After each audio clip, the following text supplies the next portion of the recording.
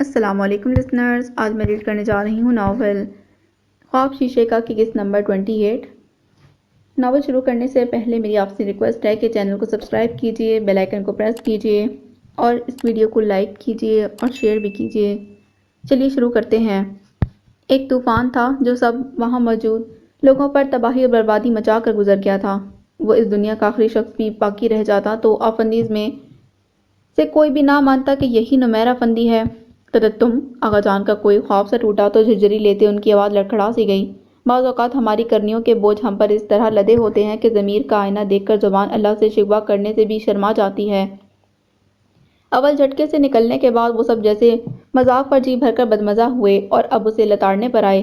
یہ کیا بےہودگی ہے، ہر جگہ نان سینس کے لیے نہیں ہوتی۔ سہیل آفندی نے بگڑے لہجے میں اسے جھاڑ کر رکھ دیا، جبکہ صدیقہ بیگم کا دل ہول ہول کر گہری کھائی میں ڈوبتا جا رہا تھا۔ انہوں نے دہل کر محروق کی زد پڑتی رنگت دیکھی۔ وہ ایک طرف لان میں کھڑے پودوں کی طرح ہی گویا زمین میں گڑ گئی تھی۔ تم پہلے ہی میرا بہت دل دکھا چکے ہو اور اب یہ جھوٹ اور بکواس پھیلا کر کیا ثابت کرنا چاہتے ہو؟ آغا جان نے تلخی سے کہا۔ یہ سچ کہہ رہا ہے آغا جان، سمرا کے ٹھہرے پانیوں جیسی پرسکون آواز نے ان سب کے اطمینان کو زیر و زبر کر ڈالا۔ تائی جان نے بے یقینی سے پھٹی نظروں سے انہیں دیکھا۔ بھلا کوئی ماں اپنی اولاد کے بارے میں غلط گواہی دے سکتی ہے؟ تو پھر تم نے اب تک کیوں جھوٹ بولا ہم سے؟ آغا جان غصے سے دھاڑے اور انگلی سے اس کی طرف اشارہ کیا۔ اور اگر یہ وقار کا بیٹا ہے تو پھر میرا موہت کہاں ہے؟ نہ چاہتے ہوئے بھی ان کی آواز کسی خوف سے کپکپا کر رہ گئی۔ نمیر کے ہونٹوں پر زخمی مسکراہٹ پھیلی، وہیں سمرا کی آنکھوں سے جیسے لہو بہہ نکلا۔ مہرماں بے جان قدموں کو گھسیٹتے قریبی کرسی پر گر سی گئی۔ آفندی ہاؤس سے نکلنے کے بعد فاران افندی نے اپنے ایک دوست سے رابطہ کیا۔ فی الحال تو انہیں رات گزارنے کی جگہ چاہیے تھی۔ تیز بخار میں مبتلا موہت کے تپتے جلتے وجود کو وہ سڑکوں پر موسم کی سختی کی نظر نہیں کر سکتے تھے۔ اللہ غارت کرے ایسی دولت کو جو خون میں سے مربت اور لحاظ ختم کر دے۔ سمرا روتی ہوئی موہت کی تپتی پیشانی پر پٹیاں رکھ رہی تھی۔ فاران افندی کے دوست کے گھر انہیں فی الحال رہنے کو ایک کمرہ دے دیا گیا۔ فکر مت کرو، صبح ہوتے ہی ہاسپٹل داخل کروا دیں گے موہت کو، مکمل علاج کے لیے۔ فاران انہیں تسلی دے رہے تھے۔ بابا، کیا آغا جان نے ہمیں گھر سے نکال دیا ہے؟ پپڑیاں جمے ہونٹوں کے ساتھ موہت نے بند آنکھیں کھول کر باپ کا چہرہ دیکھا تو ان کے ساتھ سمرا کا دل بھی کٹ گیا۔ وہ آغا جان کا اکلوتا اور لاڈلا پوتا تھا، ان کی تمام تر محبت کا مرکز، جن کے منہ سے نکلی فرمائش شام سے پہلے پوری کر دی جاتی تھی۔ اب وہ اسے کیا بتاتی، آفندیز میں لاڈلوں کے ساتھ بہت برے سلوک کا رواج تھا۔ نکالا تو نہیں، ابھی وہ غصے میں ہے، اس لیے ہم نے ان کے سامنے سے ہٹنا ہی مناسب سمجھا۔ جب ان کا غصہ اتر جائے گا تب ہم دوبارہ ان کے پاس چلے جائیں گے۔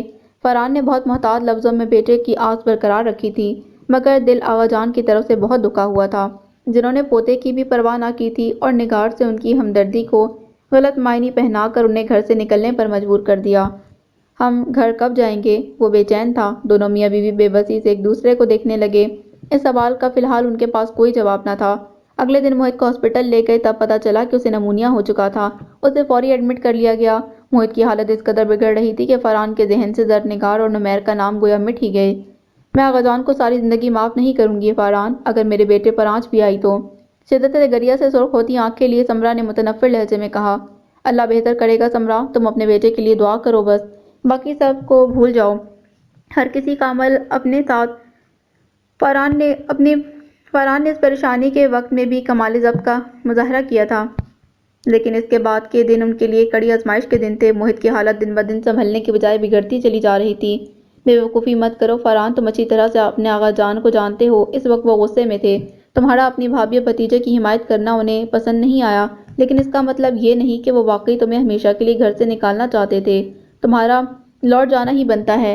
ان کا دوست ہاسپٹل کے سرد کوریڈور میں کھڑا انہیں سمجھا رہا تھا۔ تمہارا خیال ہے کہ مجھے وقار کی بیوہ اور یتیم بچے کی حمایت سے ہاتھ اٹھا لینا چاہیے؟ فاران نے پوچھا تو وہ جلدی سے بولا، میرا یہ مطلب نہیں۔ آفندی ہاؤس واپس لوٹنے کی یہی ایک شرط ہے عاصم، جو کہ مجھے منظور نہیں۔ وہ حتمی لہجے میں بولے۔ اچھا، پھر ان کا تو حق بنتا ہے نا کہ انہیں ان کے پوتے کی بیماری کی اطلاع کر دی جائے۔ وہ تائل نظروں سے فاران کو دیکھنے لگا۔ عاصم ان کا بہترین دوست تھا، وہ یہی چاہتا تھا کہ کسی بھی طور آغا جان فاران کو معاف کر دیں۔ فاران مجھے دل سے مسکرا دیے۔ وہ تم کر دو اور سن لینا جو کہیں گے۔ عاصم اتنے ہی پرجوش ہو گیا، وہیں اپنے موبائل سے ان کے سامنے ہی آغا جان کو کال کی اور اپنا تعارف کروا کر محتاط لفظوں میں موہت کی بیماری اور فاران کی دربدری کا قصہ سنایا۔ اب ہوش ٹھکانے آ گئے ہوں گے برخوردار کے، بڑی اکڑ کے ساتھ بیوی بچے کو لے کر جیسے تم جیسے دوستوں کے سر پر تکیہ کر کے نکلا تھا۔ آغا جان کے غرور اور تکبر کی حد نہ تھی۔ لاڈلے پوتے کی بیماری کی خبر نظر انداز کرتے وہ بیٹے کی نافرمانی کو ڈسکس کر رہے تھے۔ عاصم خفت زدہ ہو گیا۔ اسپیکر آن تھا اور پاس بیٹھے فاران ساری بات سن رہے تھے۔ ایسی بات نہیں ہے آغا جان، وہ تو پیچھے مڑ کر دیکھنے کے حق میں ہی نہیں، یہ تو میں نے سوچا کہ وہ صفائی پیش کرنے والے انداز میں کہنے لگا کہ آغا جان نے گرج کر اس کی بات کاٹ دی۔ واہ بہت خوب، یعنی اسے باپ کی پرواہ نہیں اور تمہیں اس کی دربدری کا درد اٹھ رہا ہے۔ اچھی طرح جانتا ہوں میں تم جیسے دوستوں کو، جب تک اس کی جیب میں پیسہ تھا تب تک دوستی تھی، اب جب تمہارے در پر آ پڑا ہے تو بہانے بازی کر رہے ہو۔ عاصم کے چہرے ہی نہیں کانوں سے بھی دھواں نکلنے لگا۔ اس قدر بے عزتی ہم تھوک کر چاٹنے والوں میں سے نہیں ہیں سمجھے تم، لیکن اگر فرحان نے یہ ہنر سیکھ لیا ہے تو اسے کہو خود لوٹ آئے، ہمارے پوتے کو واپسی کا چارہ نہ بنائے۔ وہ رعونت سے کہہ رہے تھے۔ فرحان کا چہرہ خطرناک حد تک سرخ ہوا۔ انہوں نے موبائل عاصم سے لے کر لائن کاٹ دی۔ عاصم نے شرمندہ چہرے کے ساتھ عزیز جان دوست کی طرف دیکھا۔ چلو تمہیں بھی اندازہ ہو گیا کہ میں اب کیوں واپس لوٹنا نہیں چاہتا۔ وہ نارمل سے انداز میں کہتے اٹھ کھڑے ہوئے۔ آئی ایم سوری یار، میں تمہاری میزبانی سے تنگ نہیں، میں تو بس چاہتا تھا کہ میں اچھی طرح جانتا ہوں عاصم، تمہاری محبت پر تو شک ہی نہیں، کوئی اور نہ ہی دوستی کی بے غرضی سے۔ وہ آغا جان کی باتوں کے ازالے کے طور پر اس کا شانہ تھپتھپا کر تیکن سے بولے تو اس کی رنگت کچھ بحال ہوئی، ورنہ آغا جان تو 2 منٹ ہی اس کی کال میں اس کی دوستی کی عزت اتار کر ہاتھ میں تھما چکے تھے۔ مائنڈ مت کرنا فرحان، مگر میں نے اتنے سخت باپ بہت کم دیکھے ہیں۔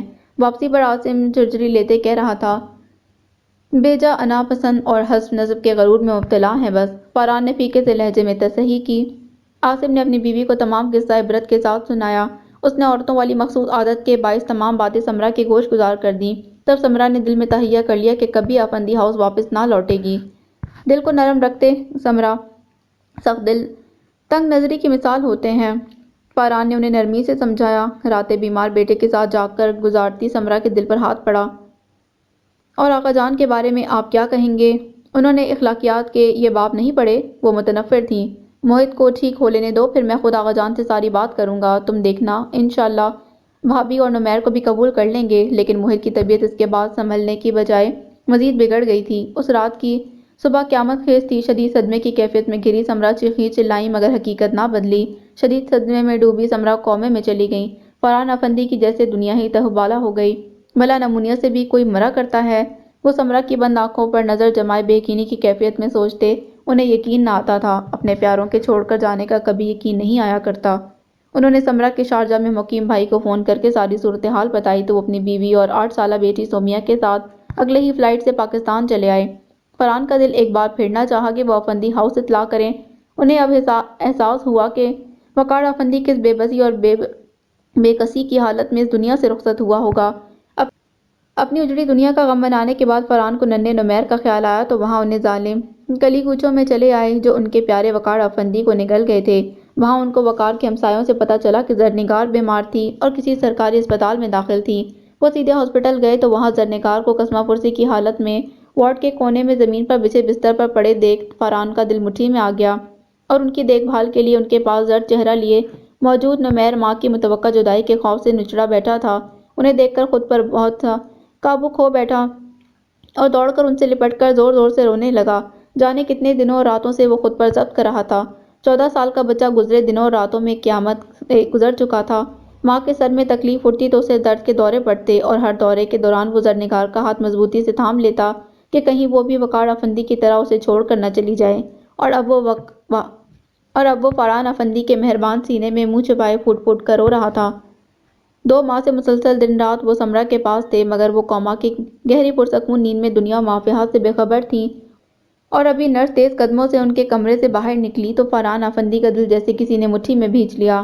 آپ کی مریضہ کو ہوش آ گیا ہے، میں ڈاکٹر کو انفارم کرتی ہوں، نرس نے ان کو اضطرابی انداز میں بینچ پر سے کھڑے ہوتے دیکھ کر تیز لفظوں میں بتایا اور خود ڈاکٹر کو بلانے چلی گئیں۔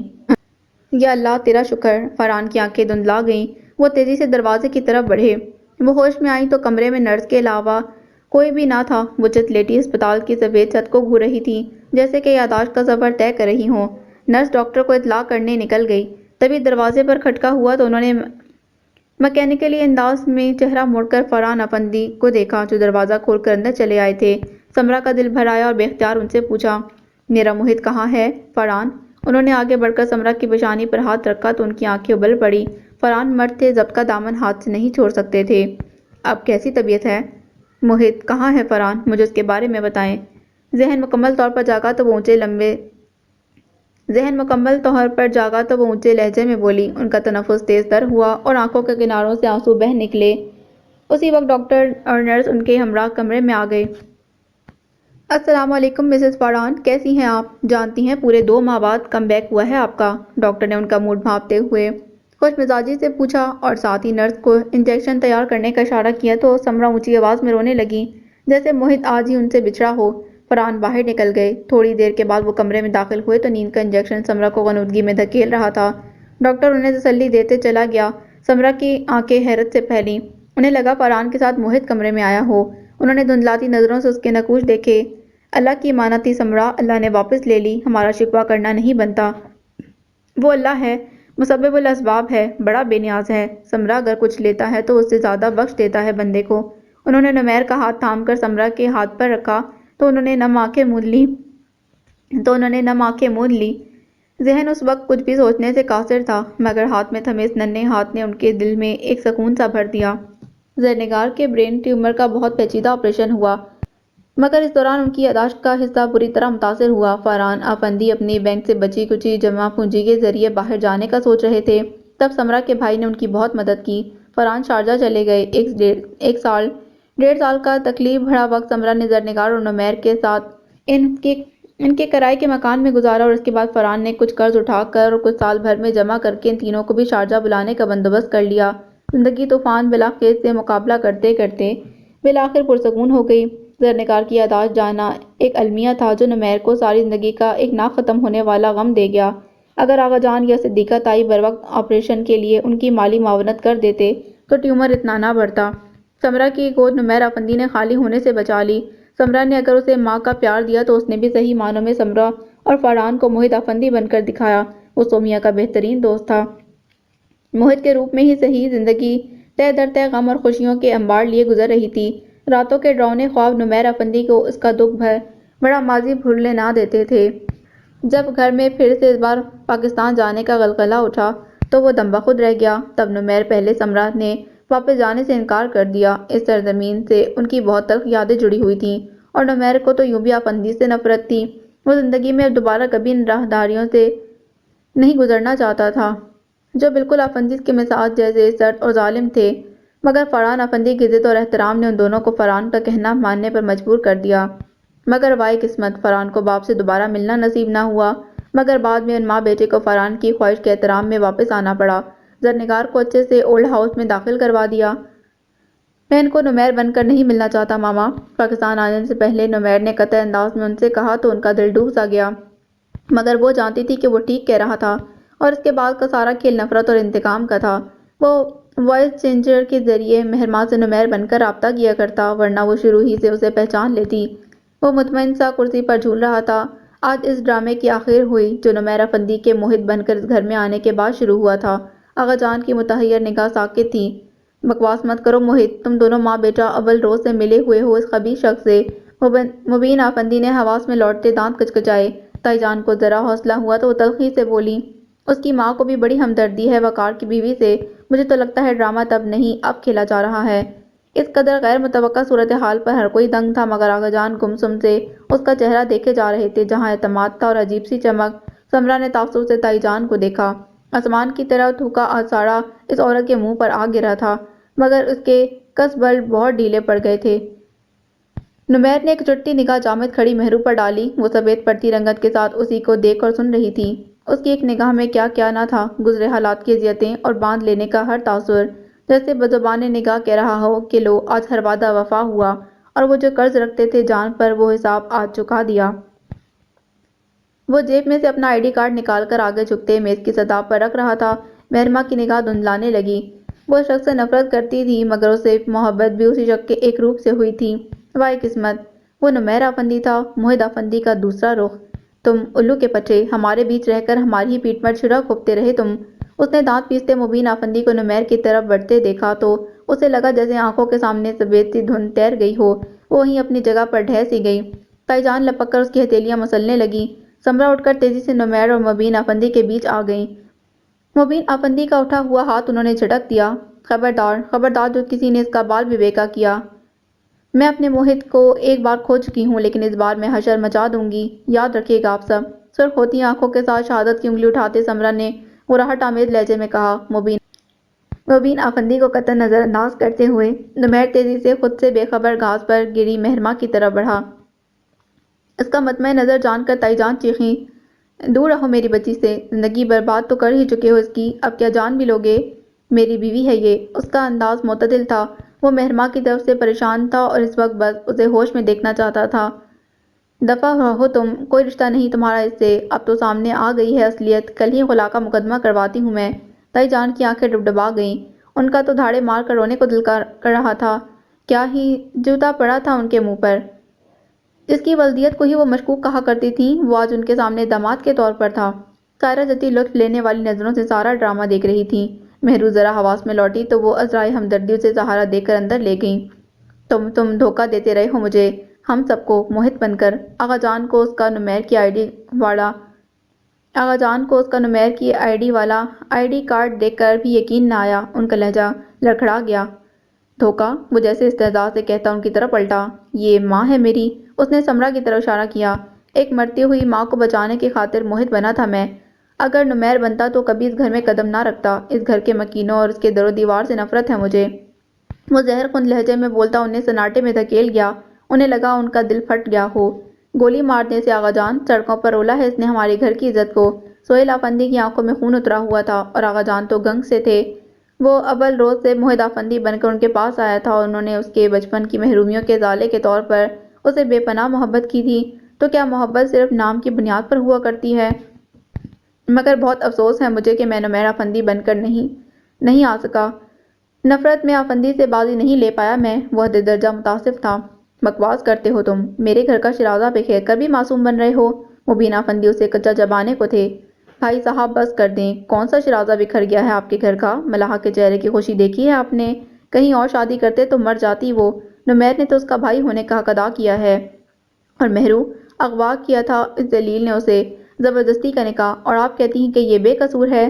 مبین آفندی کی مارے صدمے کی آواز ہی گم ہو گئی تھی۔ تائی جان دوپٹے میں منہ دیکھ کر کپک کر رو پڑی تھیں۔ بدلہ لینے والا ہوتا تو نکاح کے بعد مہرو کو گھر واپس نہ چھوڑتا بھائی صاحب، سمرا نے چپتے لہجے میں کہا تو ان کی بات کی گہرائی میں اتر کر مبین صاحب کا چہرہ رنگ بدل گیا۔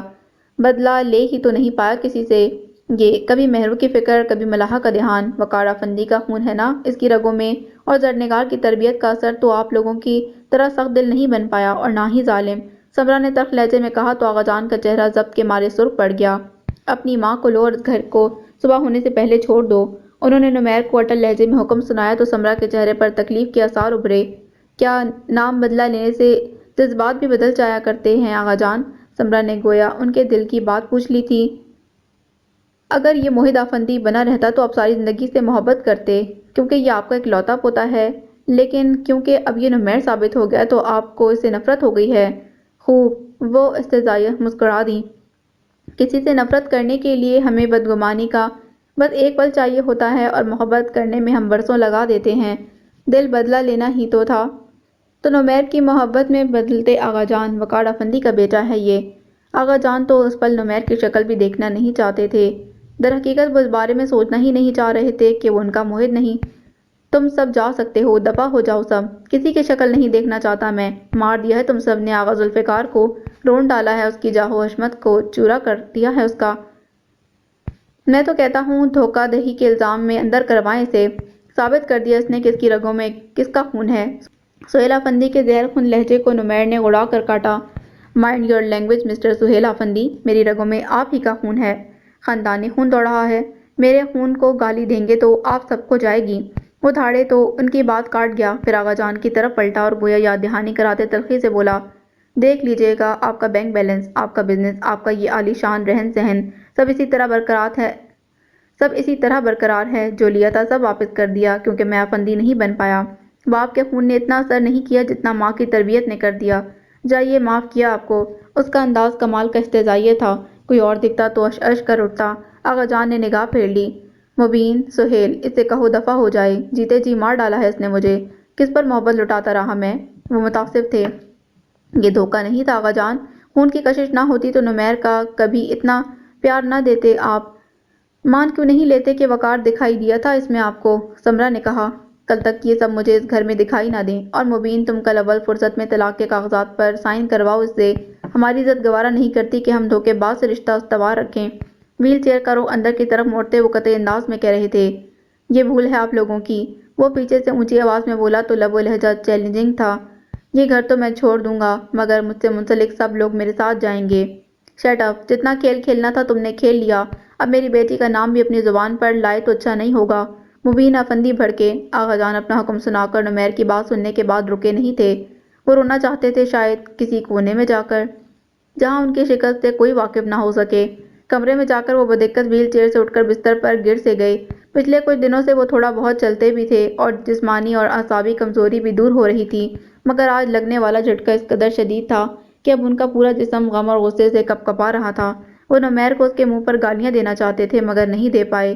وہ ہمیشہ کی طرح اسے گندا خون اور کسی اور کی اولاد کہنا چاہتے تھے مگر نہیں کہہ پائے، اور اب جب کہ انہیں وہیں رک کر کوئی فیصلہ کرنا چاہیے تھا، وہ بھاگ کر اپنے کمرے میں آ گئے تھے۔ ان کا وجود لرز رہا تھا اور آنکھیں نمی سے جل رہی تھیں۔ موہت، وہ بچوں کی طرح بلک اٹھے۔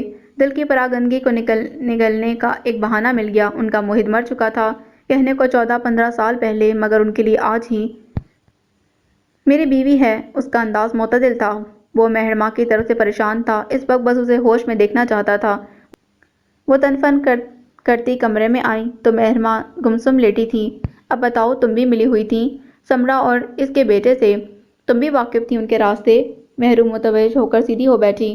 مجھے نہیں پتا تھا کہ وہ مجھے موہت بن کر دھوکہ دے رہا ہے امی، مہرماں نے آدھا سچ بولا۔ غضب خدا کا! انہوں نے بے بسی سے ماتھا پیٹ لیا۔ فلموں اور ڈراموں میں دیکھا کرتے تھے یہ سب، کتنی دیدہ دلیری سے ہمارے گھر میں گھسا، سب کی ڈوریاں ہلا دیں۔ مہرماں کا دل دکھی تھا۔ وہ بھی تو اس روز ریسٹورنٹ میں موہت کو نمیر کے روپ میں دیکھ کر یوں ہی شاکڈ رہ گئی تھی۔ وہ کبھی سوچ بھی نہ سکتی تھی کہ موہت اسے دوست کے روپ میں ایسا دھوکہ بھی دے سکتا تھا، مگر پھر کیا کرتی؟ پیروں میں مجبوریوں کی زنجیر پڑ گئی۔ زرنگار کو دیکھتی تو ہر چیز حلق میں اٹک جاتی۔ سمرا نے مکمل کہانی سنائی تو موہت کے ہمیشہ کے لیے بچھڑ جانے کا غم اس کے سینے پر بھی ہاتھ مارنے لگا۔ وہ چاہ کر بھی اس کی اصلیت کسی کو نہ بتا پائی۔ وہ سمرا سے چاہ کر بھی ان کا موہت دوبارہ نہ چھین پائی تھی۔ آغا جان کہاں ہیں؟ محروم نے ذہن سے سب کچھ جھٹکتے پوچھا۔ آغا جان تو اللہ جانے صدمے سے کیسے نکلیں گے، بہت شوق تھا انہیں پوتے کا۔ اللہ نے اچھی سزا دی، اب ان سب کو گھر سے نکلنے کا آرڈر ہوا ہے، اور شکر ہے کہ یہ سامنے آ گیا، کم از کم اب تمہاری طلاق والا معاملہ تو حل ہو ہی جائے گا۔ وہ تنفر سے بولیں تو مہرماں سناٹے میں رہ گئی۔ کہہ رہا تھا کہ خود سے جڑے تمام رشتوں کو ساتھ لے کر جائے گا۔ ہم بھی یہی ہیں، اور یہ بھی دیکھتی ہوں میں کیسے لے کر جاتا ہے تمہیں ساتھ۔ بھلا اغوا اور زور زبردستی سے ہونے والے نکاح کی بھی کوئی حقیقت ہوا کرتی ہے؟ تائی جان اپنے اندرونی خلفشار کو مسلسل بول کر ختم کر رہی تھی، مگر ان کی لاڈلی کیسے بت بن گئی تھی یہ انہوں نے غور نہ کیا۔ آغا جان لٹے پٹے بیٹھے تھے، صحیح معنوں میں تو وہ آج خالی ہو گئے تھے اندر تک۔ آپ نے اس کمینے کو اتنی آسانی سے جانے کا کہہ دیا آغا جان؟ جیل میں ڈلوانے کا اچھا موقع تھا۔ سہیل افندی کا خون ابل رہا تھا۔ وہ کل کا چھوکرا کیسے ان کو پاس رہ کر انگلیوں پر نچاتا رہا اور سب بیوقوف بنتے رہے۔ جو ہوا سو ہوا، اب یہ سوچو کہ آگے کیا کرنا ہے۔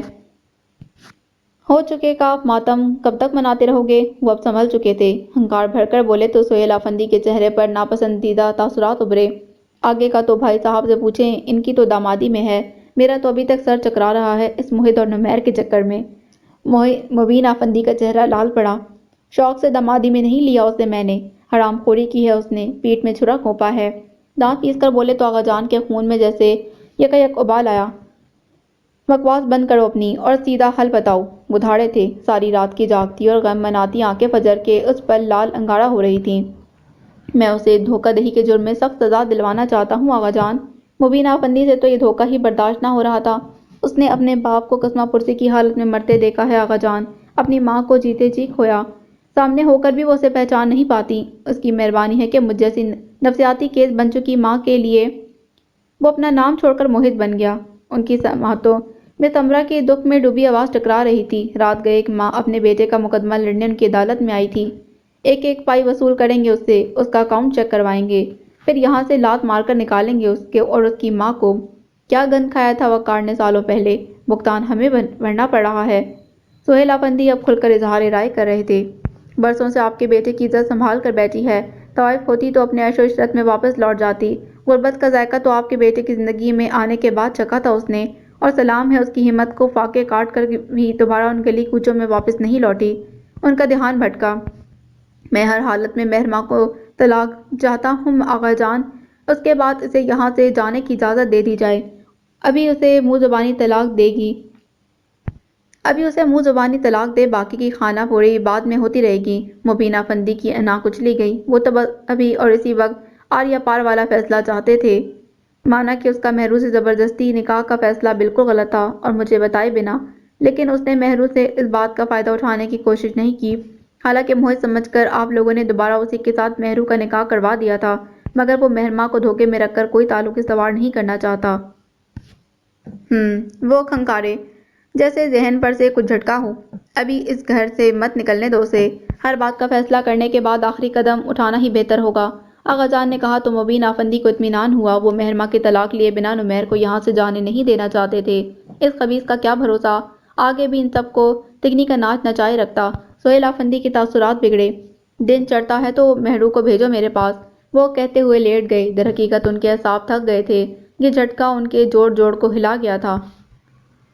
میں اپنے لہجے کی تلخیوں سے تمہارے خوابوں کے سارے موسم جلا رہا تھا، میں اپنے لفظوں کے روکھے پن سے تمہارے اجڑے چمن کو ابتر بنا رہا تھا، میں اپنے اندر کی ہر تھکن کو تمہارے بوجھل بدن کی زینت بنا رہا تھا، میں اپنے دامن میں خوشیاں بھر کے تمہارے دل میں دکھوں کا میلہ سجا رہا تھا۔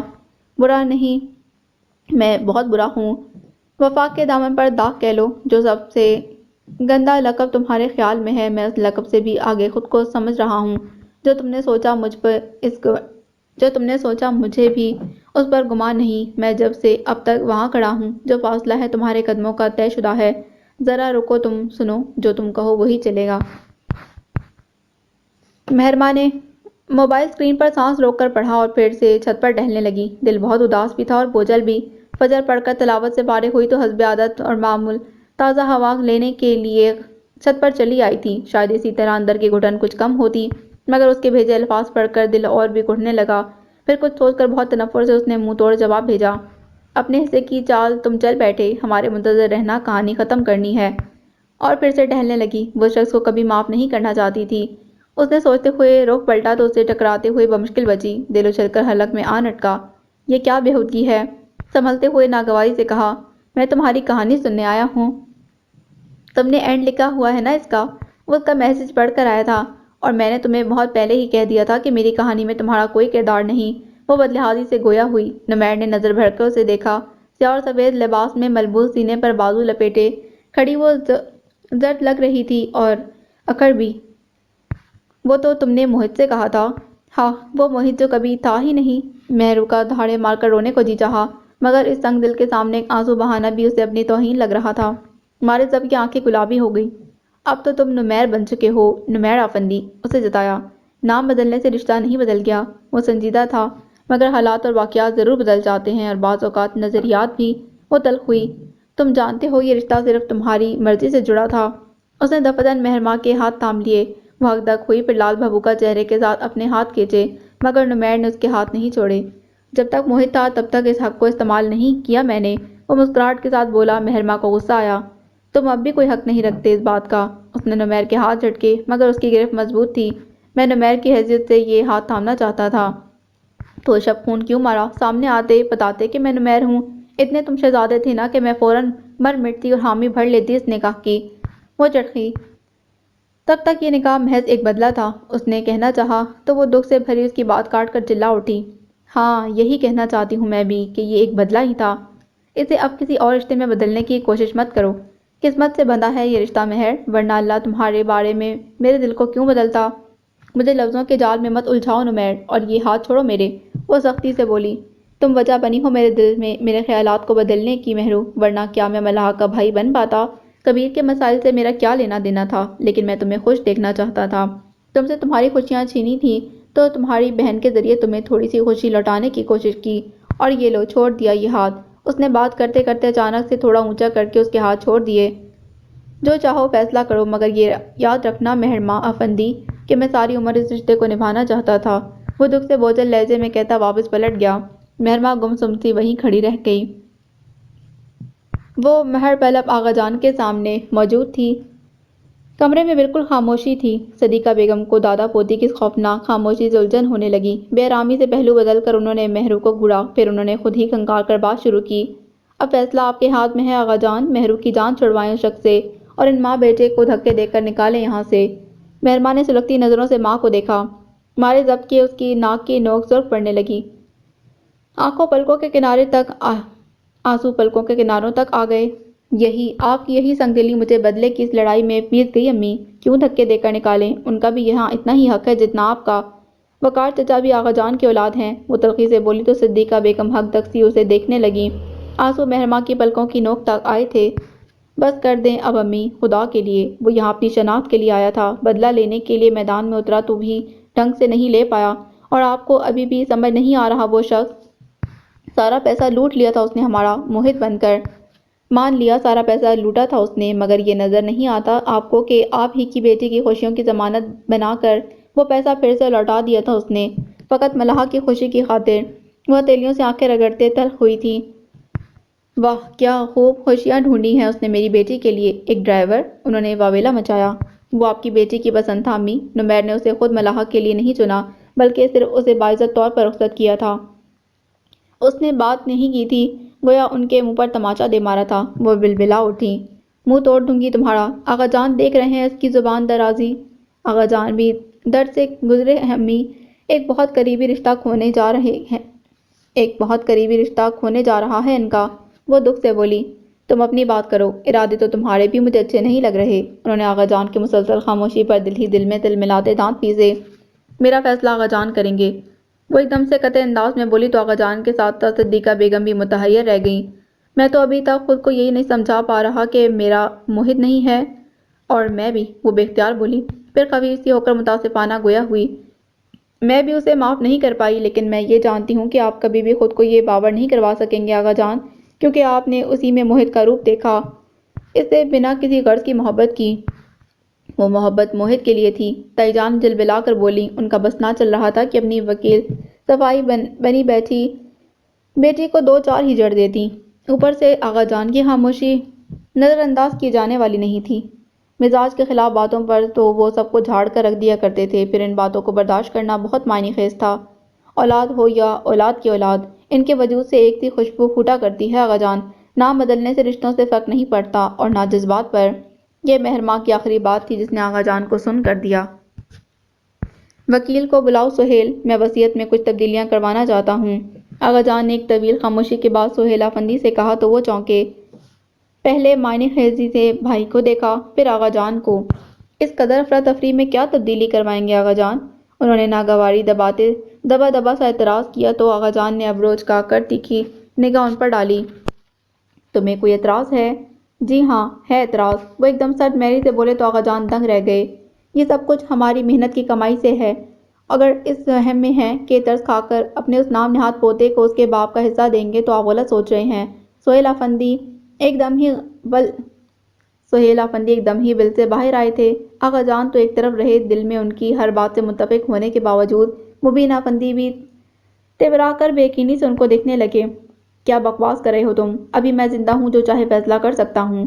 آپ بزنس اور جائیداد کے تمام فیصلوں کا اختیار مجھے دے چکے ہیں آغا جان، شاید آپ بھول رہے ہیں۔ سہیل افندی کی اکڑ لہجے میں کہی بات نے انہیں سناٹے میں دھکیل دیا۔ کیسی باتیں کر رہے ہو سہیل؟ مبین افندی نے انہیں ٹوکا۔ آپ چپ چاپ یہ سب برداشت کر سکتے ہیں، مگر میں اب ہاتھ آیا سرمایہ نہیں چھوڑ سکتا بھائی صاحب، میری بچیاں، میرے داماد سب وارث ہوں گے، ساری جائیداد ہم نے لٹانے کے لیے نہیں کمائی۔ وہ تو ٹوک بولے تو آغا جان دکھ سے مدھم سا مسکرائے۔ واہ شاباش، بہت خوب میرے بیٹے، وہ جیسے خود اذیتی پر اترے۔ ایک تم ہو جس کی تربیت میں نے کی، تمہیں بہترین کھلایا پلایا، اور آج تم میرے مد مقابل آ کھڑے ہوئے ہو، اور ایک وہ ہے جو ساری عمر راندہ درگاہ بنا رہا، اور پھر بھی ہاتھ آیا سارا پیسہ کاروبار ایک ہی بار میں واپس لوٹا دیا۔ واقعی خوب۔ ان کی وار اس قدر کاری تھا کہ سہیل افندی کی پیشانی چمک اٹھی، مگر نرم پڑنے کا مطلب تھا نمیر افندی کو قبول کرنا۔